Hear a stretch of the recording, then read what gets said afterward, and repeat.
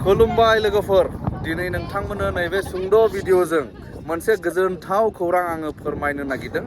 नोंथांमोना नैबे बाजै मादै आब'मोनखौ नुनानै एसेब्लाबो बुजिबाय जानांगौ। दा बिथांमोना नैबे आइजो माहारिफोरा माने बिमा माहारिया बिमा केटारिं ग्रुप माने बिमाफोर गोजा जाहैबाय, गासैबो उइथ रेड सिगनेल। दा बिथांमोना जाहैबाय गामिया चिरां डिस्ट्रिक्टनि तुक्राझार BCDCनि सिङाव थानाय आइएप'वाली गामिनि माने आइएप'वाली ब्रिजनि साखाथिनि गामि आइएप'वाली। नैबे बिथांमोना बिमा केटारिं ग्रुपनि हानजा। दा बिथांमोना खौसे जानानै जायनो हेफाजाब नांगौ नोंथांमोनखौ हेफाजाब होनो सिगांबोबाय। माखासे गिदिर हाबाफारिफ्राव मावस'नो हायै खामानि थायो, ओंखाम खुरनायफ्राव हास्लाबा, खामानि दामानियाव हास्लाबा। दा बे हिसाबै माने मानसिफोरखौ नांगौ जायो, थिग बेनि थाखाय बिथांमोना खौसे जादों। नोंथांमोना नुबाय, बिसोर गासैबो आखा फाखा जाजोबखागोन। साइज बाइसाव नायनानै सिनायखायो नै, माने गासैबो गाव गावनि न'आव एखेबारे आखा फाखा न'खर खुंग्रा बिमाफोर नालाय। दा बे हिसाबै नोंथांमोननि खामानिफ्रा गोरलैयैनो जानानै थांगोन जुदि नोंथांमोना नैबे बिमा केटारिं ग्रुपखौ हांख्रायोब्ला। नोंथांमोननि हाबा हुखा मावनाय दांनाय प्रग्राम, जिखुनु प्रग्राम।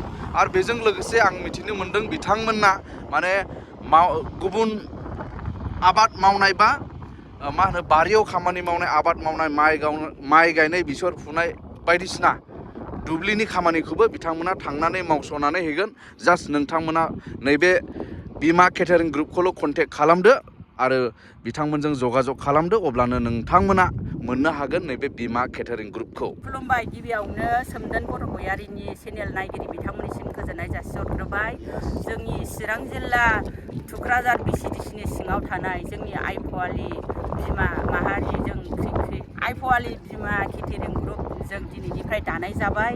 नोंथांमोनहा सोरनोबाफोर नांगौ जायोबा जों गासिबो हाबा हुखा, मिथिं दावथिं, गासिबो माइ गायनाय फुनाय, माइ हानाय, मा खामानि नांगौ जोंखौ कन्टेक्ट खालामहरनो हागोन। बिथांनि जों स्क्रिनावहाय जों मबाइल नाम्बारखौ होनानै होगोन। नोंथांमोनहा जोंखौ बेजोंनो जगाजग लाहरनो हागोन नांगौ जायोबा। रायजो राजानिसिम आं बेखौनो खावलायहरनाय थाबाय। दा बेयाव नुनायावथ' जोङो गोबां नुनो मोन्दों नै, बिथांमोननि माने सोद्रोमाफ्रा साबसे आब'? जोंनिया 34 जन। 34 जनखा। 34 जन माने बिथांमोननि हान्जाया बिराद गिदिर हान्जाखा। बे हिसाबै नोंथांमोननि खामानिया गोरलैयैनो मावफुंनानै होजागोन। दाथ' हाबा हुखानि बोथोर, खाथि खालानिब्लाबो गोजाननिब्लाबो कन्टेक्ट खालामनो हागोन। बिथांमोना थांगोन गोसो गुदुङै, मिनि हाला हाला थांनानै मावफुंनानै हैगोन। नै ओरै नायजोबदो, नै बेलाय माखासे हरै थादों हनै बेलाय बेबायदि। दा बेनो लोगोफोर, नोंथांमोननि लेंहरनाया नैबे बिमा माहारिफोरखौबो हेफाजाब होनाय जागोन। नोंथांमोनाबो हेफाजाब मोनगोन। थिग बेबायदिनो नोंथांमोनाबो हेफाजाब होफिननायनि मुङाव जि एसे एनै खरसा होगोन, बेफोर खरसाखौ लानानैनो बिथांमोनहाबो गाव गावनि न'खर खुंनायाव मदद मोनगोन नालाय।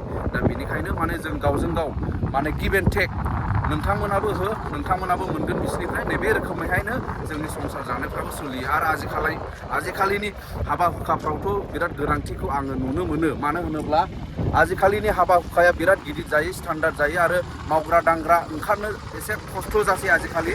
दा बे हिसाबै बेफोरबायदिखौ लायोब्ला आंबो साजेस्ट खालामो, माने केटारिं ग्रुपफोरखौ बाहायोब्ला माने साबसिनै माने सिस्टेमेटिकै खामानिफ्रा मावफुंजानायखौ आङो नुनो मोनो।